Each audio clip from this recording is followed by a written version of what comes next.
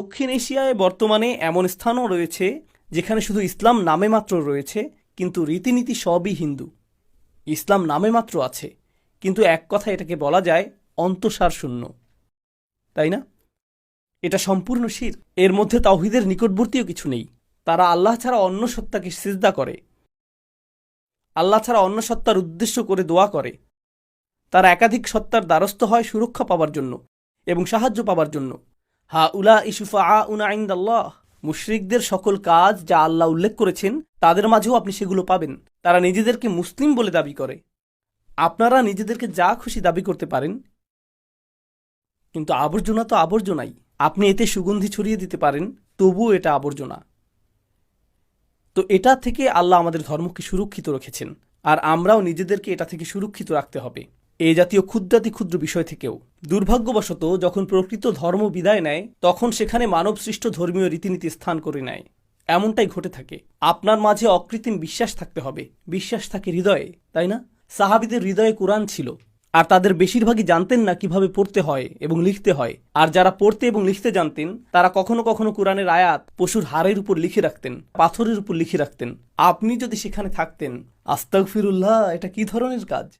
আপনি হয়তো কোরআনকে উপরে তুলে রাখতেন এবং এটাকে কাচের বক্সে সংরক্ষিত করে রাখতেন। আমরা ইসলামকে এই ধরনের হাস্যকর বিষয়ে পরিণত করেছি, আর পরিণামবশত কোরআন এখন আর হৃদয়ে নেই।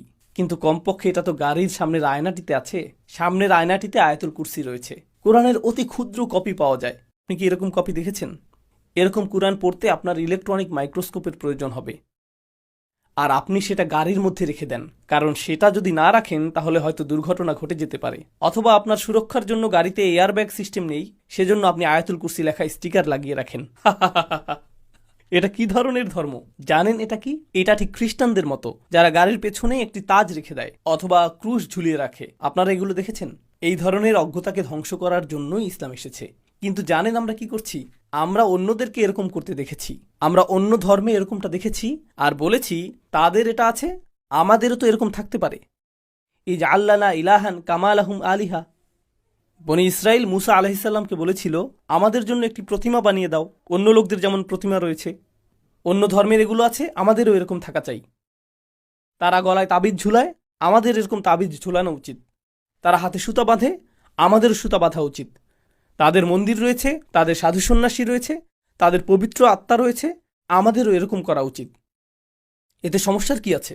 আমরা এই শিরকি রীতিনীতিগুলোর অনেকগুলোই গ্রহণ করেছি, আর এতে আমাদের কোনো সমস্যা হচ্ছে না। আমাদের ধর্মের শক্তিমত্তা হলো আমাদের এই ধর্মটি ইব্রাহিম আলাইহিসসালামের ধর্ম।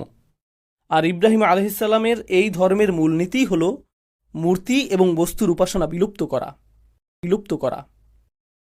কোনো বস্তুই পবিত্র নয়, বরং এই দিন পবিত্র, আল্লাহ পবিত্র, ইসলামের বাণীটি পবিত্র। বর্তমানে মুসলিমরা প্রকৃত কোরআনের তুলনায় সেই কাগজের প্রতি অধিক সম্মান প্রদর্শন করে যার মধ্যে কোরআন লিপিবদ্ধ রয়েছে। এটা আমাদের এই সময়ের জন্য দুঃখজনক একটা বিষয়। আয়াতটি কি বলছে তার প্রতি আপনার খেয়াল নেই, কোরআন কি বলছে আপনি তার পরোয়া করেন না। কিন্তু আপনি সতর্ক থাকেন যে এটি একটি কাগজে লিখিত রয়েছে, এটাকে কি আমি ছিঁড়তে পারবো নাকি পুড়িয়ে ফেলতে হবে, এটাই উদ্বেগের বিষয়।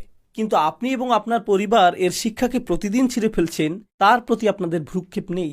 আপনি মুখের কথায়, ব্যবসায়িক লেনদেনে প্রতিদিন কোরআন ছিঁড়ে ফেলছেন, কোনো পরোয়া নেই। কিন্তু গ্রন্থের আকারে যে কোরআন রয়েছে তার প্রতি আমাদের সম্মান রয়েছে, এবং এটাকে আমরা তাকের উপর রেখে দিই।